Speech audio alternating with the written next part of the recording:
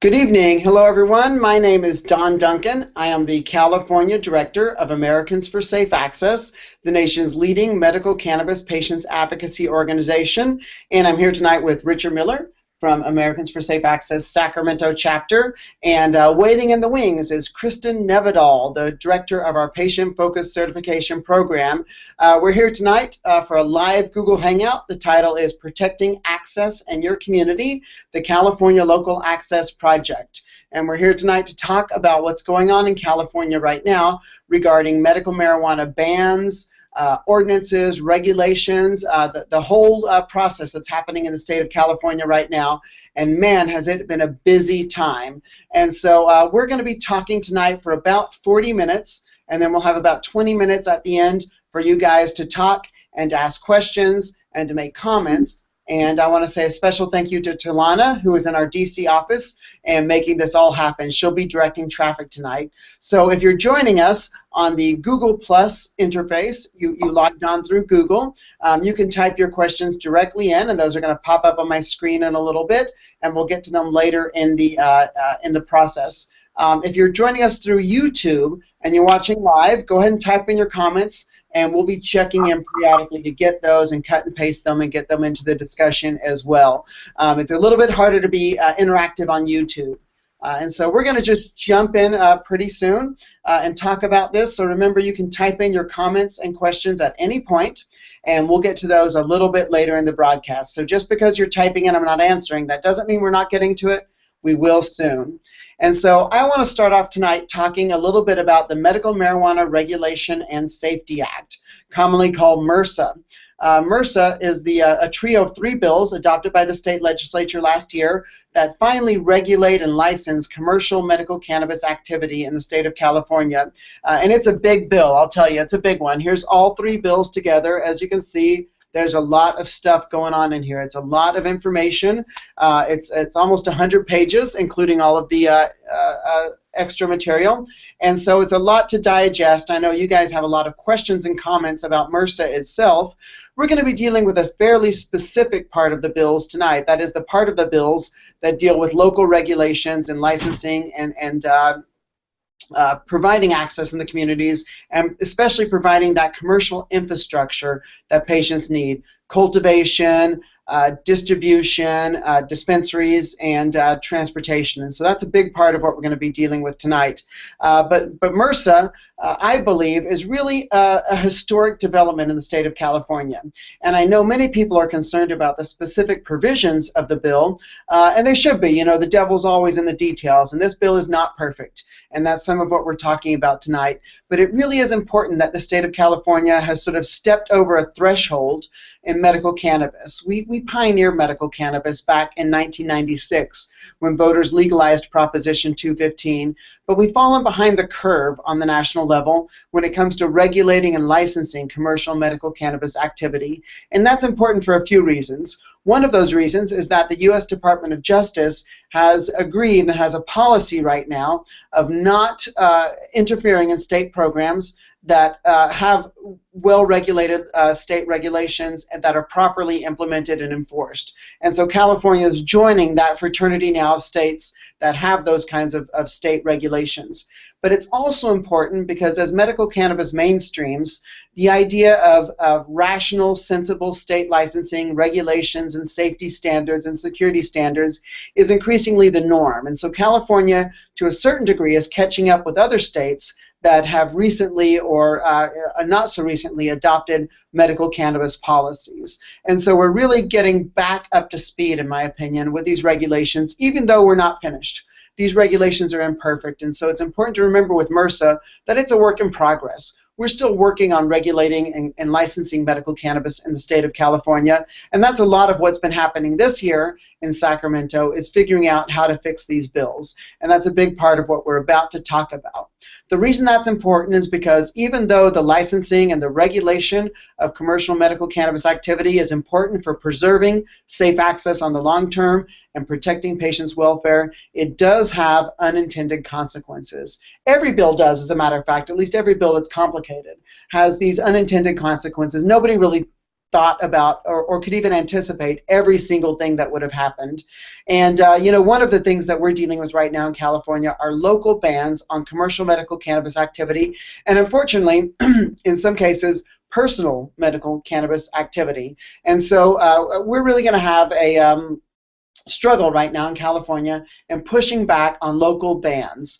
We're going to talk about the details, but before we get to those details, I want to point out that despite where we are in the process in California right now, with all of these bans being adopted in cities and counties on dispensaries, cultivation, and sometimes even personal patient cultivation, on the long term, I still hold that the prospect for California is good.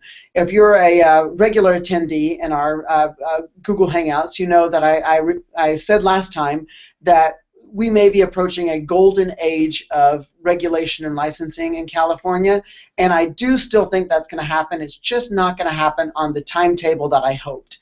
It's going to happen on the 2, 3, 4, and 5-year timetable, and not on the 1-year timetable. And the reason is that there was a mistake in the way that MRSA was written. There was a drafting error in AB 243.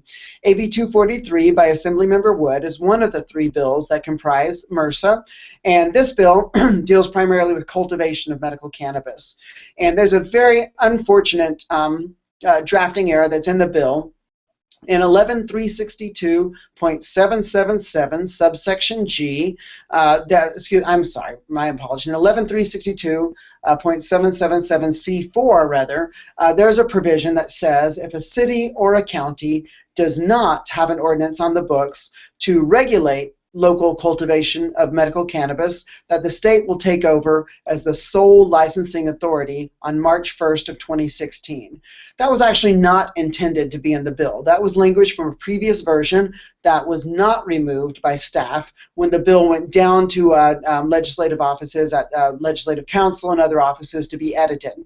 If you remember last year, if you were watching this process, there were a slew of amendments that came into these bills at the very last minute, and unfortunately there was a mistake. And lawmakers never intended to impose such a tight deadline on local jurisdictions. The other 2 bills that make up MRSA, AB 266 and SB 643, require local jurisdictions to adopt some kind of licensing regimen in their city or their county before January 1st of 2018. That's a really different time frame. That's the difference is 60 days from the effective date as opposed to 2 years from the effective date. And so this bill is inconsistent. AB 243 was inconsistent with the rest of the bills in MRSA. And so there had to be an effort to go back and clean it up. And by the way, cleanup legislation is really normal in Sacramento. When you have big, complicated bills that are this big, as you can see in Sacramento, cleanup legislation is inevitable. And so Assemblymember Wood, when he realized this language was in MRSA, he realized right away he was going to have to fix it. And so last year, he entered into the Assembly Journal a comment about this mistake and pledged to fix it. And he's made good on that pledge so far. Right now, there is a bill that is really zooming through the state legislature called AB 21, which will remove both the March 1st deadline and language in AB 243 that specifically authorizes cities and counties to ban medical cannabis. That's important because we don't want cities and counties to be authorized under state law to ban, even if the courts are allowing it for the time being. We want to give the courts the time to sort out that issue of bans on cannabis cultivation. And so AB 21 will correct this March 1st deadline, and it's going to take out the language that specifically authorizes bans. That will make MRSA neutral on the issue of local bans, and we'll get back to that in future broadcasts. But what we're concerned about tonight is AB 21's effect on this March 1st deadline, because if we can take away that March 1st deadline, we take away the incentive and the fuel on the fire for local bans.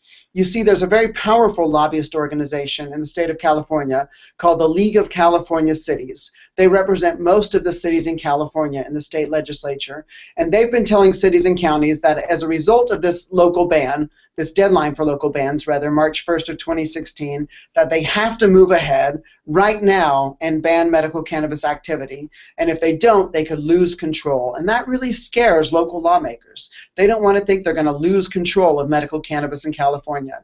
And so many cities and counties, at the urging and the encouragement of the League of California Cities, have banned medical cannabis cultivation, and in some cases dispensaries, and in some cases they've even banned personal cultivation by patients and their primary caregivers. That's an overreaction. It's a terrible overreaching, and the courts may or may not address this situation in the future, but it's important for us to realize right now that this was never the intent of the authors of the Medical Marijuana Regulation and Safety Act. They did not intend for cities to have this knee-jerk overreaction to the bill. They intended for cities and counties to have the time they needed to adopt sensible and rational regulations for medical cannabis. And that's what AB 21 accomplishes, is it gives them time now to deal with medical cannabis and have a thoughtful approach that protects patients and protects the community. And so where are we now with AB 21? Well, it is going at breakneck speed in the state legislature. It's an urgency bill. That means it's a bill that takes effect as soon as the governor signs it. And I'm happy to report that just today, the bill cleared its last committee hurdle, the Assembly Local Government Committee, and so now the bill goes tomorrow to the floor of the State Assembly, where we expect it to be approved. It's already been approved by the Senate earlier this week, and once it's approved by the State Assembly on the floor, it goes straight to the governor's office, and that bill takes effect as soon as the governor signs it. So actually within days, we could have a bill that is the law, that removes this March 1st deadline and the specific authorization in MRSA for cities and counties to ban. And so that is a really remarkable phenomenon in Sacramento for something useful and beneficial to patients to happen on that timetable. So I'm really happy to see AB 21 moving forward. My prediction is that within a few days or a week or so, this bill will be the law, and there will be no more need for cities and counties to rush into banning medical cannabis, or I should say, no more perceived need, because frankly, they could have always chosen regulations over bans on cultivation. And then, once this is adopted, we will have 2 years, most of 2 years, for cities and counties to figure out how to license and regulate medical cannabis cultivation, distribution, dispensing, testing, transporting, all the other different things, 17 different kinds of licenses that are available under state law that cities and counties will need to address in their local licensing ordinances. And so we're on a really good timeline right now for AB 21 and for the process of local licensing. Now, having said that, to a certain extent, AB 21 is a damage control measure. A lot of cities and counties have banned medical cannabis. We're tracking right now about 160 cities and counties that have either banned medical cannabis or they're in the process of banning medical cannabis activity. And these run the whole range from banning only commercial cultivation to banning everything, what we call blanket bans on medical cannabis. That's a really big problem. Now, I will say this, there's a silver lining, because of these 160 jurisdictions that have banned or are about to ban medical cannabis, only a small number previously allowed this activity. Most of the cities and counties that are banning medical cannabis activity right now already prohibited that activity under what's called a permissive zoning code. Now, don't be fooled by this phrase, permissive zoning code. What that means is that you need permission for every activity. So most cities and counties around the state, if you want to open a shoe store, a restaurant, or anything else, you need permission. And that's how most zoning codes work. And so most of the cities and counties in these 160s, you would not have been able to open a medical cannabis business or organization already. So even though we're losing a little bit of ground, we're not losing as much ground in California as it seems when you hear that number 160. By way of reference, by the way, there are 58 counties in California and 480 some odd cities. The last count I saw was 485. And so we're losing a little ground, but there is still time to push back and stop bans, overturn bans, pass voter initiatives, and adopt ordinances at the city and county level to address safe access for medical cannabis patients. And that's really what I want to focus on tonight, is what you can do in your city or your county to either stop a ban, overturn a ban, pass a voter initiative, or pass an ordinance. And the tool that we've created for that process is called the Local Access Project. ASA's Local Access Project is an online resource to help support people in communities who are working on this work for local safe access to medical cannabis. And this is really crucial. People call me and email me from time to time, and they say, Don, when is ASA coming to my city to deal with this issue of local bans on medical cannabis? My answer is we're probably not.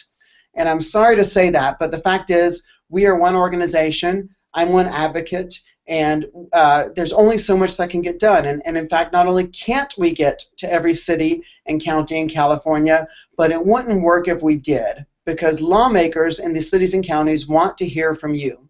They want to hear from people who live and who vote in the city or county that they represent. And so it's really important that local advocates pick up the mantle and pick up the charge for safe access in your community. And I know that is hard work to do. It's not necessarily even fair that you have to take time out of your life to be a local advocate for medical cannabis, but that is the situation we live in California.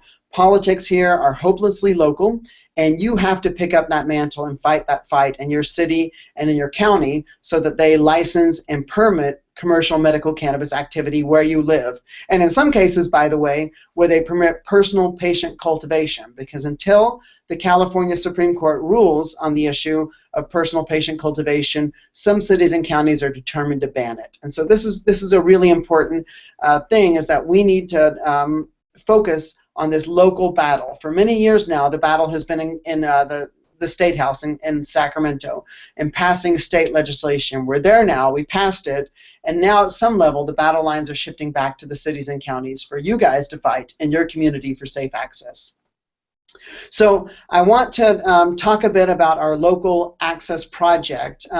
You can read a lot more about MRSA on our website, but the local access project has to do about getting a city ordinance adopted on the local level, on the city or county level, that will allow for local licensing, permitting, or approval of medical cannabis businesses and organizations. That's the standard under MRSA.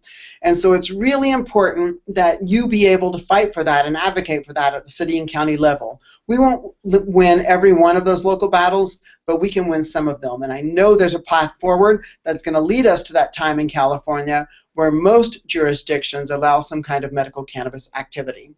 And so we've created a resource for you. It's called the Local Access Project.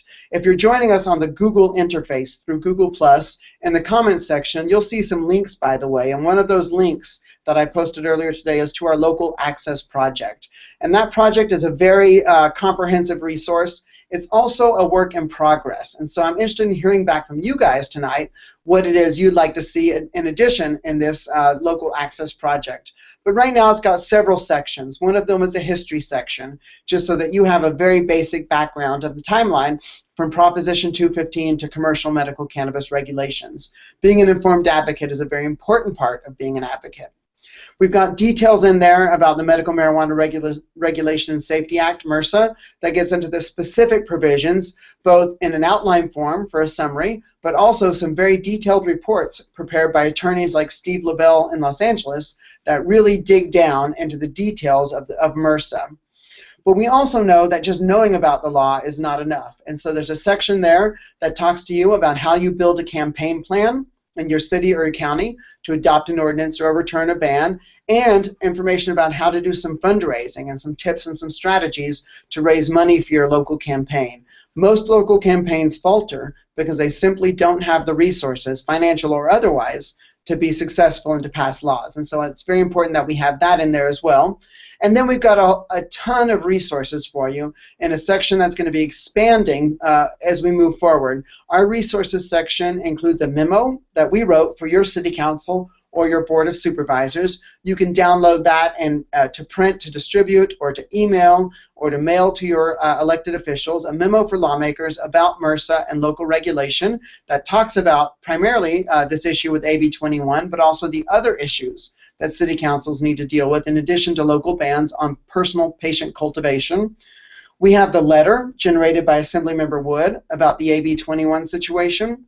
We have a sample cultivation ordinance right now that will soon be met with other sample ordinances for commercial medical cannabis activity.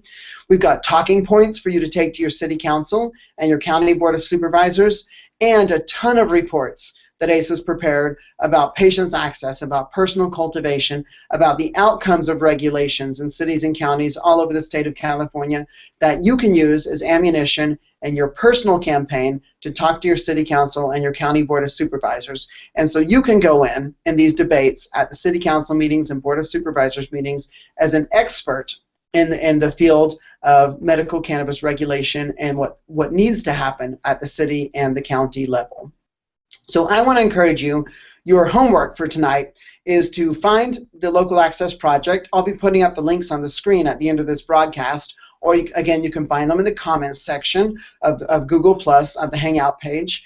Find this resource, especially the resource page for local organizers, and find out what we have for you already at Americans for Safe Access to support you in your efforts to adopt local regulations.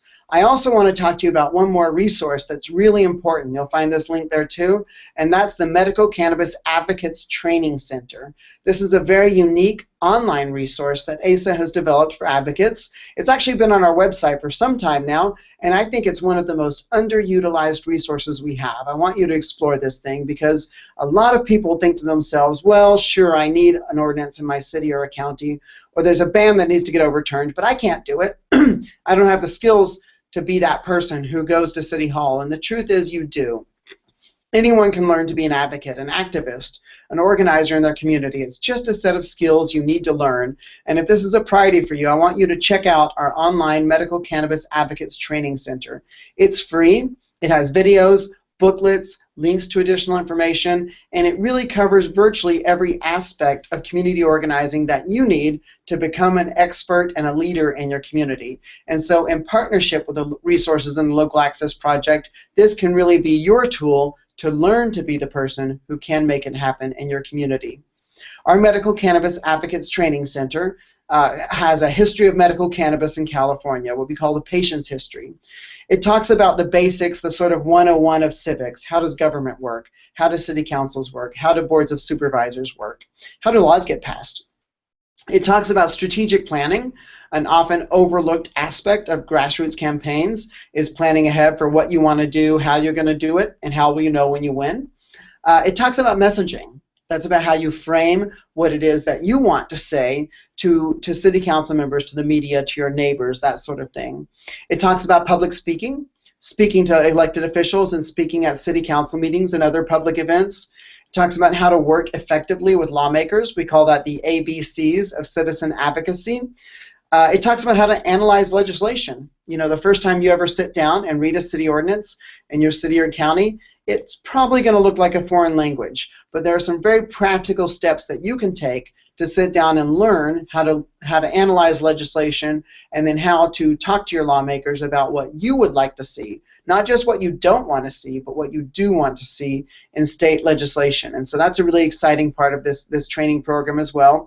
And it also talks about how to be an organizer, how to build coalitions, how to build a movement, to organize in your community, and to talk to the media, all of which are really important because I said earlier, I can't come and do this alone in your community. No one person, no one organization, well, no one local organizer is going to do it either. It really takes a team effort. And so you're going to have to build a coalition and a community that will help support you in your efforts to adopt ordinances, repeal bans, even pass a voter initiative.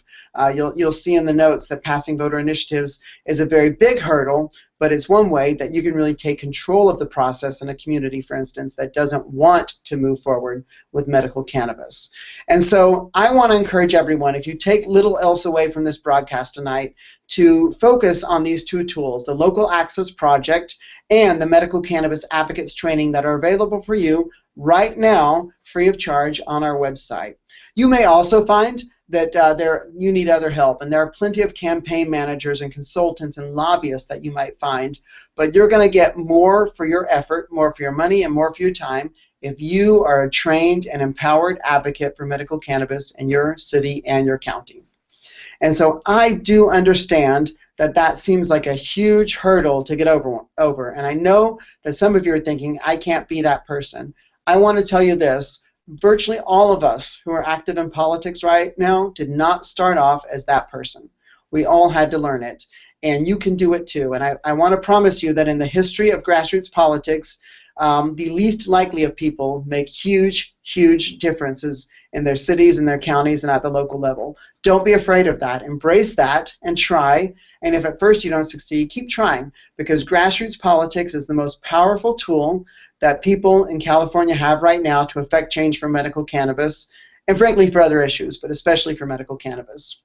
So I want to talk to you right now about some cities and counties where that's going well. And I'll ask my guest speakers to be on deck now because we're coming up. And so there are places in California, you've heard about the bans, right? If you read my weekly roundup, you've seen dozens of bans in the last couple of weeks in cities and counties. That's bad news. Now, like I said, it's not really bad news because a lot of those cities and counties were closed to us already.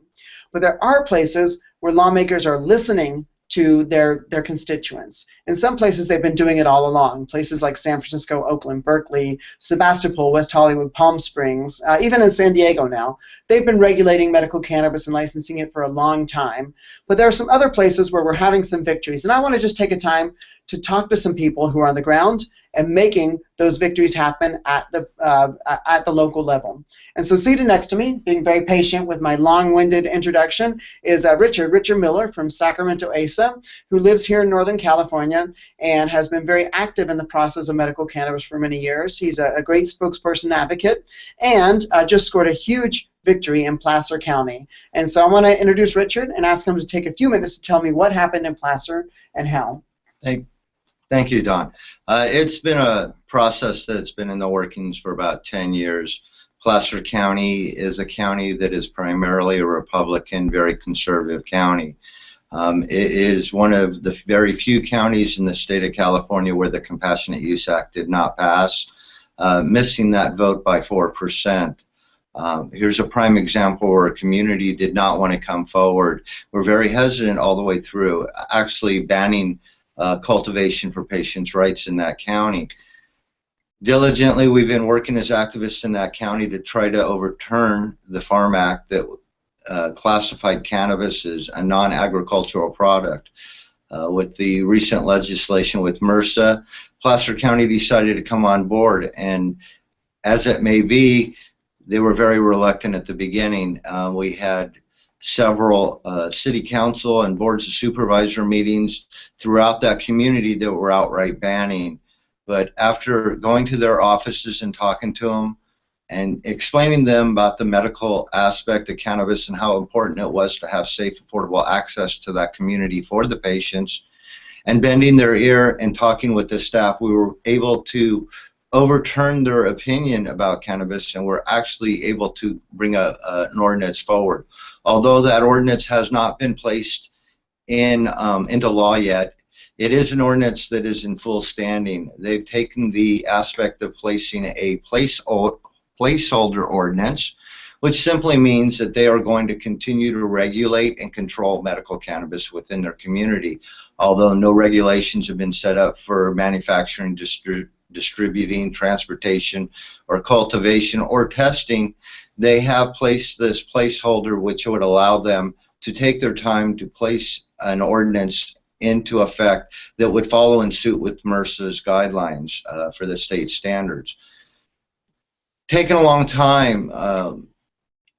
Needless to say, it was not easy, but what I have found during this process, that the grassroots activism was very necessary in that county. Although we didn't have the support, what we had were a lot of people going to the Placer County boards of supervising and just screaming and yelling at them, not approaching the policy, not engaging in conversation with the backroom staff that actually instruct and educate the supervisors on the importance of medical cannabis. After 9 months of working with the staff, I'm happy to say they finally did come to the table. It is not an easy process, but I will tell you, if you go to their office and you engage them, bring patients with you, especially the seriously ill, you tend to make a lot more headway, and you're treated with a little bit more dignity and respect. So once again, going to the boards of supervisor meetings, you should dress appropriately, you should talk policy. Yes, educate them, but do not scream at them. They're individuals. They don't like to be treated that way either. And ultimately, when you start screaming at them, they turn you off.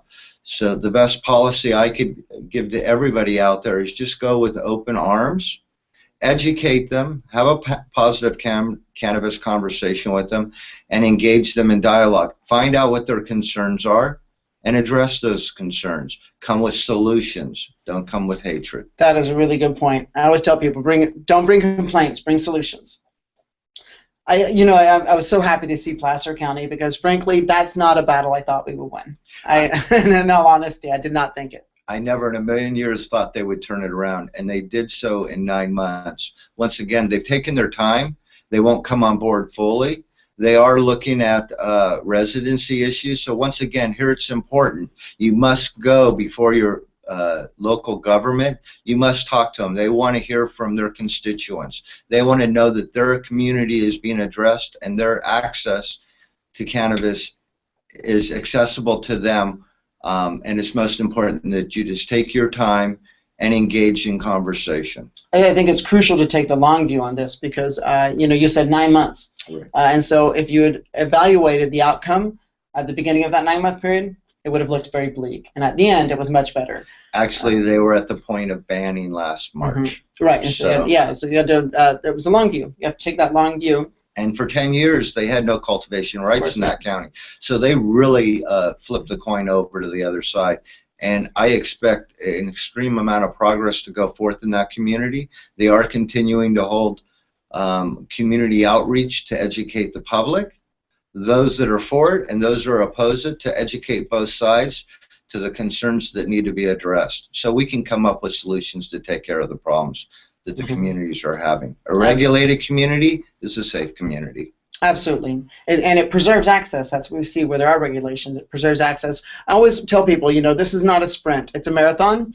And, in Los Angeles, where we worked with the Los Angeles chapter, it took 9 years from the time we launched the Los Angeles Campaign for Safe Access to the time that voters approved medical marijuana regulations, albeit very flawed ones, but still something, and opposed to a ban. So it's you do have to take this sort of long-term approach when you're dealing with medical cannabis, and I think that's one of the reasons why citizen advocates are so important to this process, because industry advocates and politicians operate on a shorter time frame, but when it's your safety and your welfare, you have to take the long view. So I want to move our. I'm sorry. Go ahead. It is a living document. It will continue to change. It will progress as we move forward. So don't look at this as an end result. It's a living document, and you can continue to improve on it. Absolutely. Well, thank you for the work that you did out there. That was awesome. No problem. And I'm looking forward to even better things coming in the future. Yes, me too. Now we're going to take this broadcast up to the forest of Northern California. We have waiting in the wings, digitally speaking, Kristen Nevedal, who is a long-term advocate and experienced activist for medical cannabis. She is also the director of ACE's Patient-Focused Certification Program. That is our program in partnership with Americans for Safe Access Foundation to calibrate the medical cannabis industry for excellence and for success. And Kristen also scored a big victory and was a part of a team effort up in Humboldt County. So let me go ahead and turn over control of this digital broadcast to Kristen Nevedal, who can talk to us about what's going on in Humboldt County. All right. Thank you so much, Don and Richard. Humboldt County, like Placer County, has been dealing with regulations on medical cannabis for about the past 7 or 8 years. That's actually when I started engaging here. And, coming into this latest development of ordinance, we already had personal cultivation pieces in place for patients that are at 200 square feet for both indoor and outdoor cultivation. Now, that hasn't always been the case, and even here in Humboldt County, we had to fight off bans last year for all outdoor cultivation. So, I think it's really important, and what stopped that was getting patients out to talk about their needs. Currently, Humboldt County really had a lot of environmental issues to address, and their ordinance was strongly shaped by issues surrounding CEQA, environmental impact reporting, and a lot of input from our local environmental groups. So what we worked on was really kind of bridging the gap and holding conversations and educating across the board, not just with our local legislators and regulators, which consisted largely of our Board of Supervisors, our Planning Department, and our County Council, but also with the groups that were kind of pushing back more on the cultivation component because of environmental issues. They also needed education. So bringing the materials that ASA has put together in the Safe Access campaign, the American Herbal Product Association's recommendations to regulators, and focusing on education within the community and with our local government has been hugely helpful here.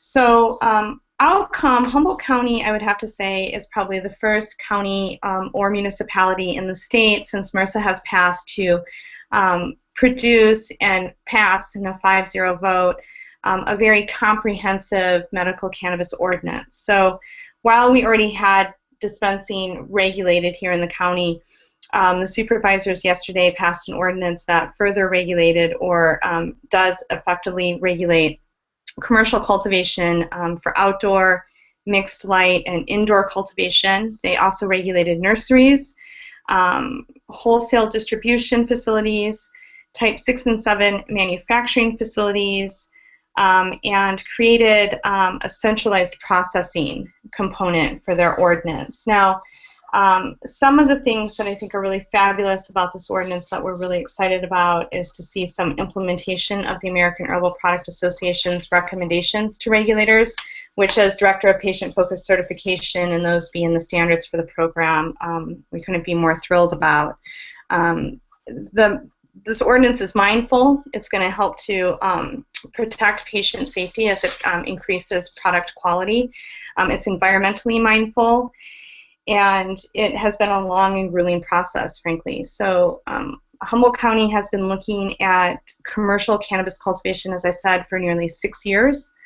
They really moved this forward on an accelerated path. So I think they did 15 Planning Commission meetings in the month of November and early December so that they could meet this March 1st deadline. It was very important to them to do that, and they have done that. So with some of the deadlines or suggested deadlines in MRSA and their desire to kind of move commercial cultivation forward in these other licenses, they also created a registry. So existing cultivators, manufacturers, wholesale distributors, nurseries, they can all register as existing businesses.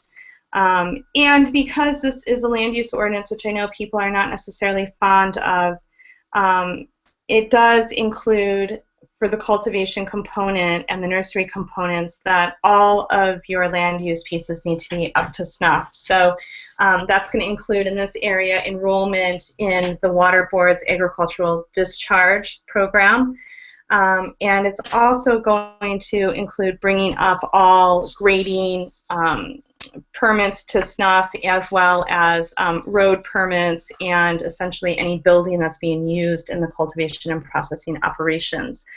However, the county, one of the great things about this ordinance is that it allows cultivators to come into compliance and then have 2 years to finish up all of their land use compliance components. So it does still need work, and the supervisors are committed to working on the language and fine-tuning it through implementation, but it's really exciting to see a comprehensive regulatory system here in Humboldt. It's been a long time coming. So, and it looks like we are getting close to needing to move on to the next topic, so I'm going to pass it back to Don and Richard. Thank you.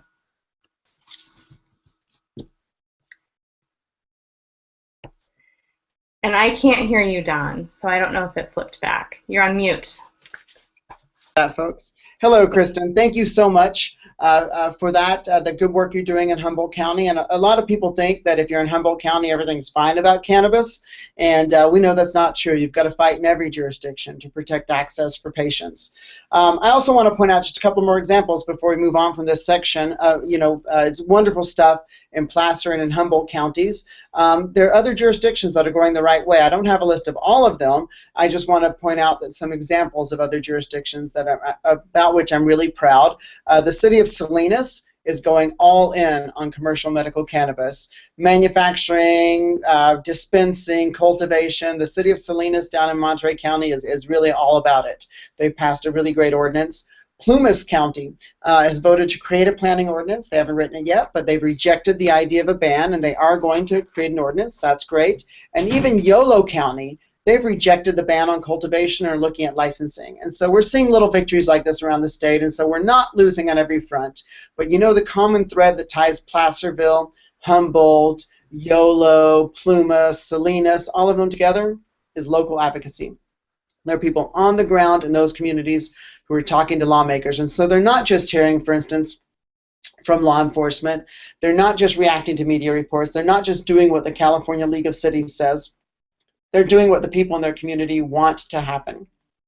And so the Local Access Project and resources that we have for you, like the Medical Cannabis Advocates Training Center, here's the paper version. You can get this on our website if you like, but all the information is available for free digitally if you like online formats. You can use these skills and the tools that we have for you on our website, the Local Access Project, to make these things happen in your community. And so I see some questions are coming in now. If you have a question or comment, go ahead and type it in, and we're going to get to as many of those for which we have time before 9 p.m. tonight, Pacific time.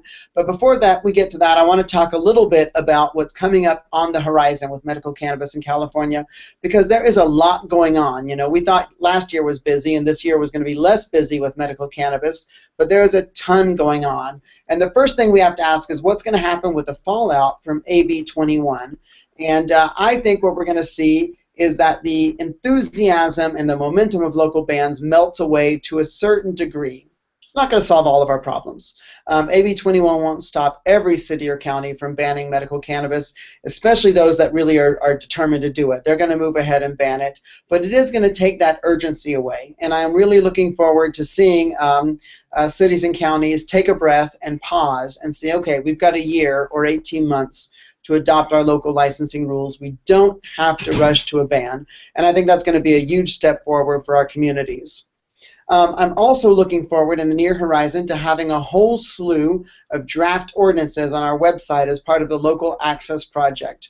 We've been moving pretty slowly with draft ordinances because we want to make sure we get it right, but we're going to have draft ordinances for distribution, for dispensing, for cultivation, for product manufacturing, all of these based around the best practices in the industry and around the guidelines that we have already from the American Herbal Products Association that are part of our patient-focused certification program and the American Herbal Pharmacopoeia standards for laboratory testing. So all of that is coming to the project. And so right now we've just been focusing on cultivation because of the March 1st deadline. Now we're going to expand this project into all the aspects of medical cannabis that need regulating. And so that's coming soon. I hope you guys will be a part of that as well. If there are things that you need to see in your community, remember you can always let us know what it is that you need and what your lawmakers are asking for to see if we can provide that for you as well.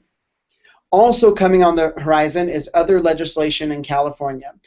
This is legislation that deals with aspects of medical cannabis, some of which aren't getting a lot of attention in the media or in the community, and they need to. One of these new things on the horizon is a bill called AB 1575.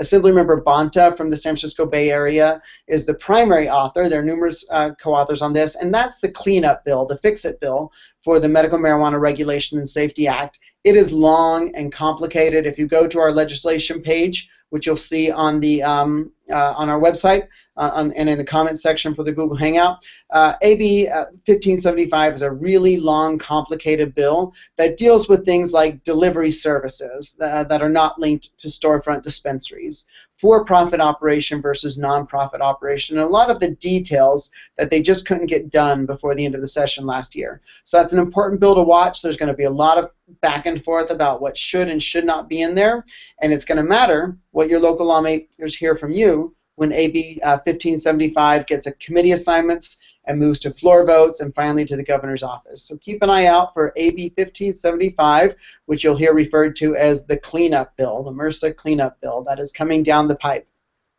Also working its way through the process right now is AB 821 by Assemblymember Gibson. Assemblymember Gibson has really come out of the chute as a champion, a new champion for medical cannabis, and this particular bill will waive the penalties for paying your sales tax in cash. If you're in the industry of medical cannabis, you know that medical cannabis businesses have a hard time keeping bank accounts or even getting bank accounts because of federal intimidation, which means they have to pay their bills, including sales tax, in cash. And up until recently, the state has had the option to assess a 10% penalty on sales tax for medical cannabis that's paid in cash. And this bill would correct that and say, no, if you're paying your medical cannabis sales tax in cash, you can just pay the tax you owe and not an extra penalty, an extra 10%. That's important because that extra 10% gets passed along to patients in the context of higher cost for producers. So it's important that we get that waived, and a good common sense fix by Assemblymember Gibson. Also working through the process is AB 26 by Assemblymember Jones Sawyer down in Los Angeles. AB 26 will create mandatory training standards for workers who work in the medical cannabis industry. And that's something that's obviously very important to Americans for Safe Access. That's why we created our own certification program, and we really want to see this standard for California. AB 26 will allow for professional and ongoing training for the professionals who serve legal patients in the state. And there will be other bills. There's a lot more coming down the pipe in California. As you know, in this state, bills sometimes pop up at the last minute in the legislative process. So I'm going to encourage you to stay in touch with that by joining our California email discussion list. That is also in the comments section, and it's coming up on the screen in just a minute. It's a low-volume email discussion list. Unlike the email that told you about this broadcast, that's a discussion list where your comments are shared with the rest of the list, and so you can all talk together as opposed to just reading what I wrote and sent out to the list. And so I want to encourage you to be a part of that as well, so you can talk about AB 1575, AB 821, and AB 26, along with all the other stuff that may be coming down the pipe. One of the things that ASA, rather two things that ASA would like to see in state legislation that don't yet have a vehicle, that are not yet part of the bill, is an amendment to one of these bills or a standalone piece of legislation that removes an unfortunate piece of language in AB 243 that requires patients and primary caregivers to get a local and state license if they cultivate more than 100 and 500 square foot of medical cannabis. And so we want to make sure that is removed, because individual patients and their primary caregivers who don't sell medical cannabis should not have to get a state license and a local license in order to grow their own medicine. And so we're sort of the Lone Rangers on this right now. We're out there fighting to get this taken out of state law because it should have never been there. And in fact, it was not in the bill on September 10th of last year, the second to last day of the session. It was in the bill on September 11th, the last day of the session. So I'm disappointed to see that patient licensing component in MRSA, and we are working very hard right now, sort of blazing a trail on our own to get those licensing thresholds out of the bill. We also still want to see comprehensive patients' rights legislation for patients to protect them from discrimination. We scored a huge victory last year when Americans for Safe Access passed the Medical Cannabis Organ Transplant Act that protects medical cannabis patients who need an organ transplant from potentially life-threatening discrimination. We need to do the same thing for housing, employment, parental rights, and other healthcare issues like access to prescription drugs. And so our work on the patients' rights issues are still not finished, even though we're making tremendous progress on commercial regulation. And so those are some of the things that you can look forward to seeing in the state legislative process moving forward in 2016. The bills that are on the table and the bills that we still hope to bring to the table this year in Sacramento. I see, we've got a very long comment. I'm about to get to that. But before I do, I want to mention one more thing, and that is that California is not an island.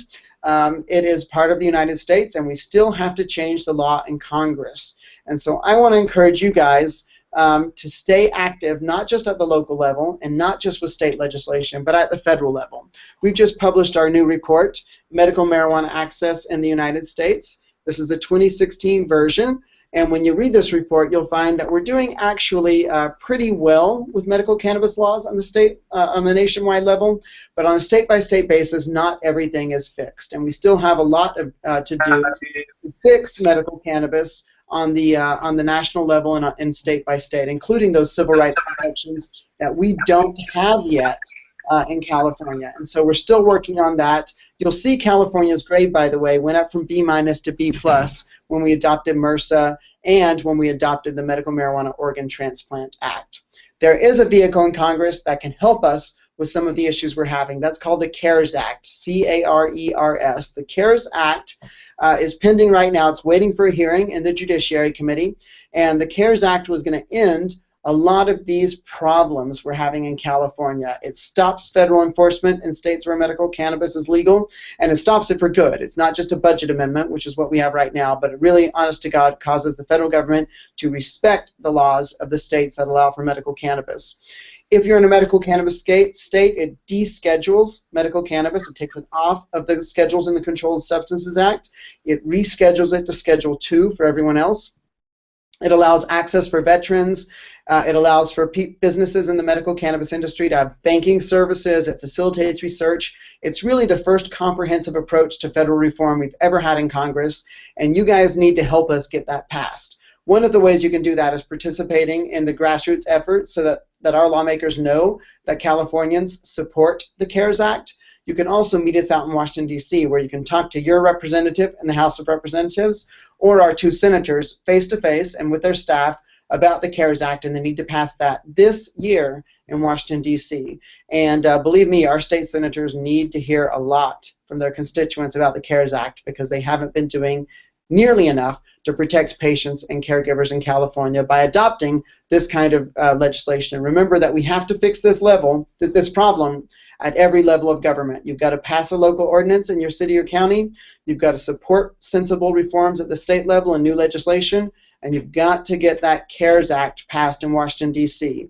And all the skills that you need to implement the local access project and make a difference in your hometown, you can use those at the state and the federal level to make a real difference for medical cannabis right now at a very strategic moment in history. Right now, this year is going to be one of the most important for medical cannabis. There's a lot of energy and attention paid to adult use of cannabis right now, as there should be, but we have not finished this work on medical cannabis, and the decisions that you make and that your representatives make in the next 10 or 11 months are going to have a huge impact on the future of medical cannabis and, by extension, on the future of adult use cannabis as well. And so we need to really dig in our heels this year and work and fight in a more strategic and a more dedicated way than we have in the past, so that we can see to it that at all 3 levels of government we're doing what we need to do to ensure the best possible outcome for medical cannabis patients at the local, state, and federal level. So I hope I can count on you. Your homework, of course, will be to look at the documents that we have for you in the Local Access Project. Hang on just a minute. I'm going to show you those URLs I promised. Am I? Yes, here they come. Okay, so we want to make sure that you, I'm afraid you might not be able to see all of that. I hope you can. You'll see some URLs on your screen for our medical cannabis legislation tracking page, our local access project, the Advocates Training Center, and our email discussion list. And so I hope you'll get involved with all of that. You're going to find these links as well in the comment section of the Google Hangout webpage. So scroll down and look for a comment from me that says links you might need tonight. These are the places that you are going to find the resources that you need. And if you missed that, email me or call me, and we'll make sure that that you get the links to the information you need. Now let's get you back to the Google Hangout page. My apologies, I'm not so fast on the... There we go. Okay, so now we're unsharing again, and I want to take a minute for some comments. I don't see many scrolling in now, so I want to encourage you guys, if you have questions or comments, now is the time. Type them in, because we're getting close to the end of our hour together. So there's a long comment here to start it off with about court cases, California Supreme Court cases, and the authority to infringe on rights of medical cannabis patients. And that is a great question. The case you ask about, the Supreme Court case, is Riverside versus Inland Empire Patients and Wellness Center. And that particular case was a really unfortunate decision by the California Supreme Court. The plaintiffs argued that the Inland Empire, Riverside and the Inland Empire, did not have the authority to regulate medical cannabis, to ban medical cannabis dispensaries. And so they went all the way to the Supreme Court to fight this fight, and the Supreme Court ruled that nothing in state law prevented cities like Riverside from banning dispensaries. And unfortunately, that Riverside precedent is still very present in the minds of lawmakers and of courts in the state of California. There is other litigation happening in California from the ACLU that is challenging bans on cultivation, both commercial and patient cultivation. And we're definitely hoping for the best, but I am concerned that the California Supreme Court precedent out of Riverside is really dominating this conversation. And so I hope folks in the Supreme Court and in the appellate courts are going to be reasonable, but I think we have to keep pushing. I see. Are we gonna have to? Sorry, some more comments got cut off. We're gonna have to keep pushing to work at the legislative level, at the city, county, and federal level, because I don't believe that we're going to get all of the relief that we need right now from the California Supreme Court.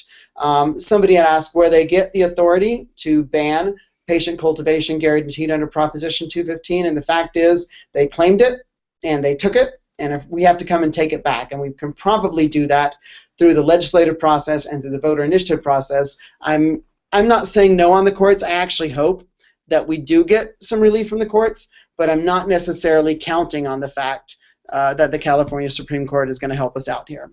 So moving on, I see what's happening in Siskiyou County. That is a good question. They're trying to criminalize every aspect of medical marijuana cultivation. Have you read the ordinance? And yes, Siskiyou County has been tough. That's a tough part of the state. I do not envy the work of local advocates who have to work there. And it's not just tough on medical marijuana, it's tough on a lot of issues. I have to admit I have not yet read the Siskiyou ordinance. I'm getting ordinances every day from around the state, but I certainly will have a look at it. And all of the same basic principles are going to apply in Siskiyou as would apply, for instance, in Placer or Humboldt. But I'm going to be honest, Siskiyou's that's a tough hill. That's a steep hill to get up. And I guess the best advice I can give is be strategic, break down stigma and bias, and be persistent. Because, I mentioned 9 years in Los Angeles. Well, I don't think that time limit would be surprising in Siskiyou, although I hope not. Let's see.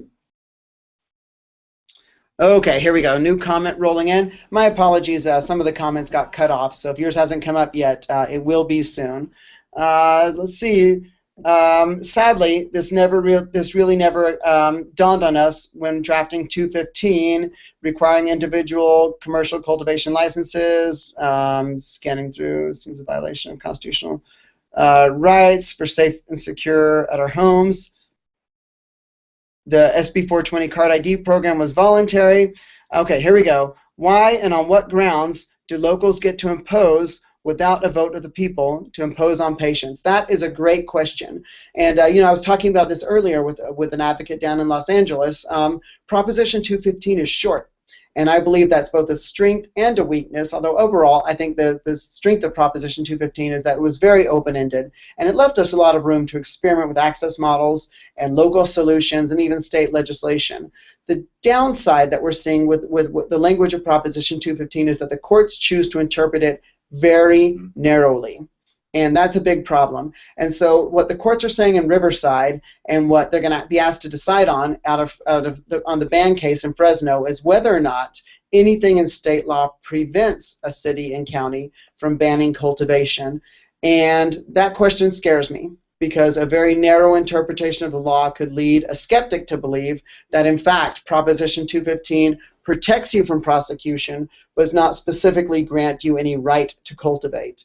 That is an exceptionally, even absurdly narrow interpretation of the law under Riverside, and I am really worried about it. And so I think while there's only so much you and I can do about the courts, and I'll remind the previous question asker that the lawsuit out of Riverside and the one in Fresno are not ASA cases, and so we don't get to participate very much in that process, but we do get to push back in the city councils and in the boards of supervisors, the state legislature, and those areas. And so I think it's really important that we keep doing that while it works out in the courts. And if you get a bad decision at the Supreme Court in the cultivation case, that's not the end of the line, because what Riverside said and what the cultivation case may or may not say is that nothing in state law prevents a city or a county from banning medical cannabis activity.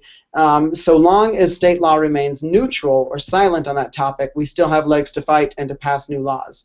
That, by the way, is one of the great things about AB 21, is that it removes language that could be read as specifically authorizing bans and instead keeps state regulations silent on the topic. I think we got time for one more. Regarding Siskiyou County, Supervisor Valenzuela appears to be in support of developing commercial regulatory program. That's very good news. Publicly stated that banning is not a solution. So that's good news. So even in Siskiyou County, we've got some progress in the right direction when it comes to local bans. I hope nobody else got cut off the bottom of the comments. It's about 9 p.m. And so we're going to go ahead and start wrapping up. I want to say thank you for joining me tonight for this conversation. I know that was a lot of information in a small amount of space. Keep this conversation going on our discussion list, on our websites, on our blog.